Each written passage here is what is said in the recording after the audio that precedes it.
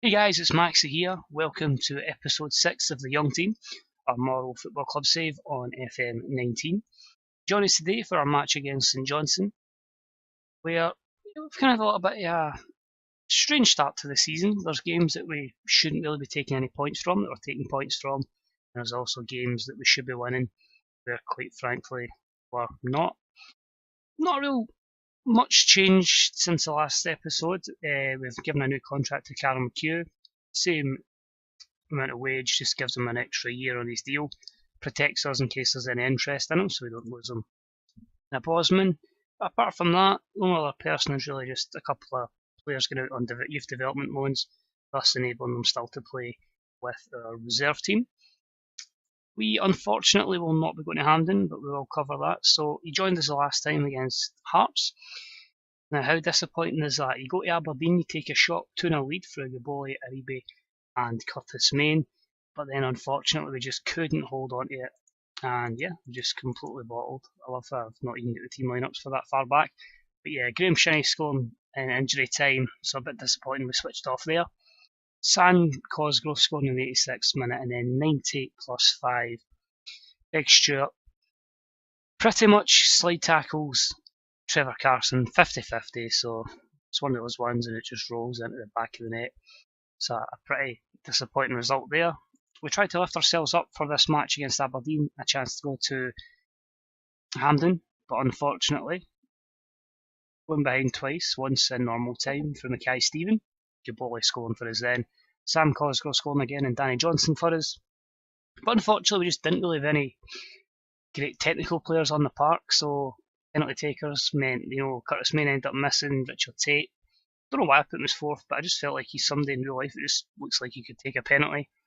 Unfortunately, Tom Aldred and Elliot Free are missing as well. But if you've got 7 penalties and you miss 4 of them, you don't really deserve to go through. And it's disappointing because Aberdeen are playing against Morton, so you'd like to imagine they'll be going to the final, likely to play against Celtic, who take on Inverness.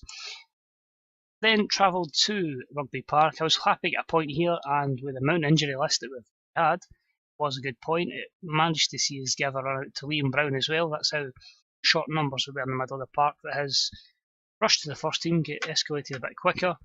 Also gave Connor Salmon a run, just the poor form of Curtis Main. Obviously, he's not going to score, and he now has a 2 to 3 month injury, so that's another person we won't be able to count upon. But Mullenby scoring a header midway through the first half before Elliot Freer made it 1-1, and then a disappointing match just there. A great goal from Chris Cadden. We pushed and pushed for a winner after Steve Lawson had scored from a set piece, but unfortunately 1-1 with Livingston. Again, a game I expect us to win. Unfortunately, not in this case. So it means after 7 games, we are on 10 points, 2 wins, 4 draws, and just 2 defeats, with a positive 3 of goal difference. 6 points clear of the relegation playoffs, 7 ahead of Levy. So we're in an okay position. I'd love to be pushing for the top 6, but just to get into the save, to get familiarised with how the attributes of the Mortal players compare to others.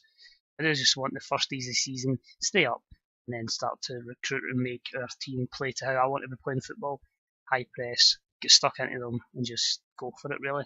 A lot more free-flowing attacking football than we've currently got on show. As far as this one, that is pretty much what we're stuck with because of the lack of fitness for David Turnbull, maybe a game too soon. You can see the injuries there to Connor Salmon. Craig Tanner obviously will still not be back to the end of the season.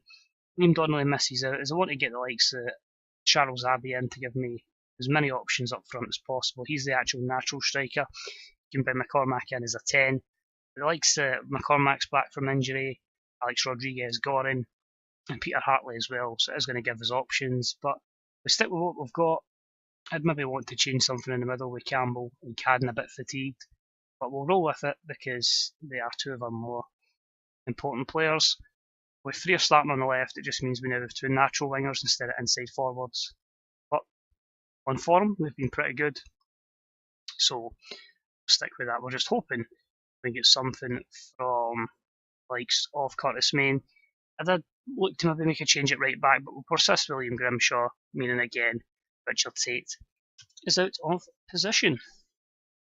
So, we've blathered on enough, let's crack on with the game. So we're going to be playing a team that's playing 4-3-3 in St Johnstone. A very tricky and skillful front three: Tony Watt, Matty Kennedy and Danny Swanson. I'd say two decent playmakers in the likes of Sean Goss and Blair Alston, and then just a bit of midfield running. A guy that likes to get stuck in, Murray Davidson. Two pretty decent centre halves in Jason Kerr and Joe Shaughnessy. And then you're looking at that. Dre Wright could cause problems on the bench. And I've always thought that David Wallaceman's a decent player. Thought he'd maybe go a bit further than he has in his career, but he certainly has good technique. So it'll be interesting. Effectively, it's 4-3-3 against 4-3-3. And as always, if it's up to the dressing room, well, we're lagging today. There we go.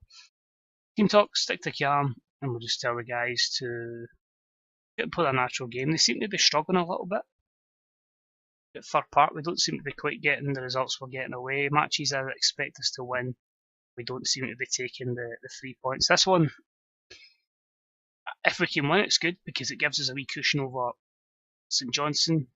But a point isn't horrible, but you do want to be trying to win games like this, although they certainly have players that can cause us problems, that's for sure. So pretty even game so far. A couple of results there, maybe shocking. St Mirren are up to 5th at the moment. Here's Freya. And that free kick there doesn't really trouble Xander Clark in the St Johnstone goal.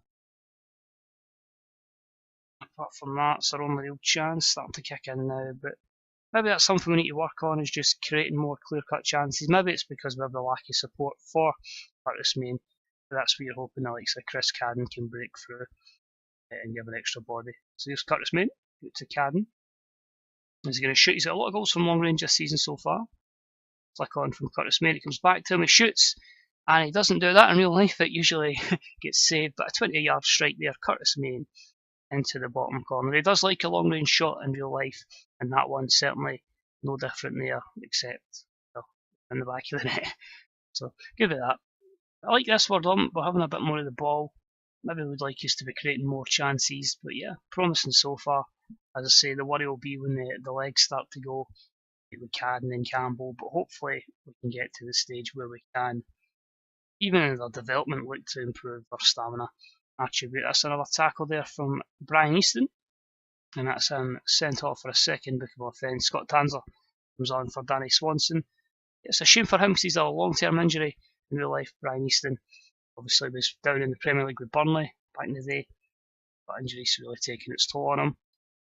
So we'll see we're happy, but hopefully in the position that we're in now, we don't make an arse of this, and we can hopefully see 3 points. It would put us in a pretty good position despite the congested league. And one thing you can say, at this moment in time, despite having a game in hand, Celtic already 10 points clear of Rangers. Rangers really need to get back in. Nick Walsh has sent off Liam Grimshaw now for apparently two-footed lunge. So we'll change to a 4-4-2. Elliot Field drop back, so we'll Gaboli Aribe, Chris Cadden, I'm afraid, sorry buddy, we'll just change you into there, which means it'll basically be 2 ball winners, except we'll make you more a supporting ball winner to go a bit further forward. And what we'll do is we'll make Chris Cadden a complete wing back just for just now. There'll probably be a few tactical changes. Worryingly though, we don't really have many full-back options, so I've got an idea of what I want to do, but I just want to see the game a bit more. So it's not really going to be a fair reflection in the game either.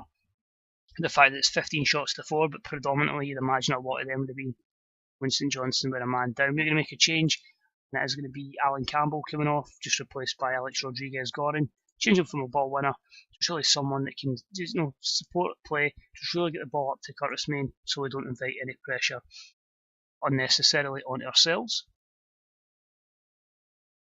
I think we can change that to maybe being a bit more cautious. I know we're at home, we're up by a goal, but if we could see out 3 points here, it would be certainly a very good 3 points to get. Got him with the free kick, and he scores! Perfect! Alex Rodriguez got in. His first ever goal for Motherwell, free kick from the edge of the box there, and that you would like to imagine will get us the 3 points, meaning we can get some people some minutes into their legs. So Curtis Main will come off, he's going to be replaced by Charles Abbey, and he will play just as an advance forward, just to get him some minutes. And out on the left hand side, I hope I do not regret this, just change him to be a wide playmaker, will be Ross McCormack. Doesn't play there, IRL, but he's getting minutes in his legs, and if we can get him close to full fitness at one point after his injury, we'll certainly be delighted. So, yeah, I'm happy with that. I don't think they've really threatened. The 4 shots, up to 5 now. But I'd like to say it's mostly being played in the St Johnstone half, and Celtic steal a last-minute winner to go further ahead. So, disappointed. Grimshaw means we'll have to chuck the team about. That's probably going to see Hartley come into the back, go to right back instead of Grimshaw, and Dunn at left back. But yeah, pretty good. Happy with that. Curtis Manger, man of the match by an absolute mile.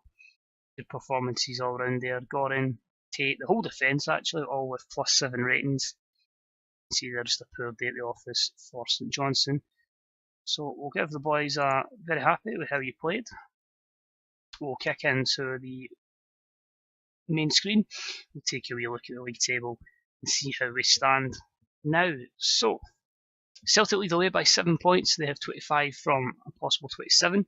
7-point gap over Aberdeen and Hibs. Us following in 4th, followed by Kilmarnock and Rangers. You'd imagine if Rangers take something against Hamilton, which I'd expect them to, you'd probably see us drop down to 5th. But overall, it's pretty good. You get that 8-point cushion over Hamilton and a 9-point cushion over Dundee. So things are certainly looking good, despite the fact we've only won 3 games this season. A lot of possession's good. It's just an under 18s. What I will say before we started the video as well, if I can find it, managed to get our youth and recruitment improved, so hopefully we can get that level of youngster up as much as possible, so these intakes can really help the future of our football club. Oh well, let's see, it was harsh, so we'll appeal it. Grimmy likes a lunge in real life, so we'll see. And Nuno is looking at Alan Campbell, that's good. It just means he'll be one of the players we probably won't see a lot in this save, but if we can sell him for big money quite quickly, it could be someone that nets us, the chance to go and recruit a lot of young players in the future pretty quickly. So that's it for this episode. Look at our upcoming schedule. Away to St Mirren, home to Dundee. I'd like to hope I can do some results there. I don't really want to repeat the Rangers away game because it'll happen in real life, but it is there. Look how hectic, that's how hectic our December was IRL. Mental, the fact they made us play 8 games. So I'm going to make the next live com that game on the 5th of December, the home game against Celtic, where in real life we get the late goal for Danny Johnson, and hopefully can take some point in there. But I do feel that month is going to be horrible, and we'll see a lot of rotation before, of course, winter break for the first couple of weeks of January. So as always, cheers for watching, it's much appreciated. Hope you enjoyed it. Let us know how you're finding FM, let me know how you're finding football in general these days. Who's looking likely to win each championship? Man, just talk some crap about FM, really, you know what I mean? I've enjoyed this year's. Let us know what you think's the pros and the cons of this year's version, and how you feel it makes you feel about future versions. But apart from that, as always, any thumbs up are deeply appreciated, any shares, let your friends know, etc. about the series that's going down, because I've got a feeling this will run pretty much through until FM20, and then it's likely, hopefully, that if I've won the title, say farewell friends. But yeah, as always, follow me on Twitter as well at Twitter1Maxwell.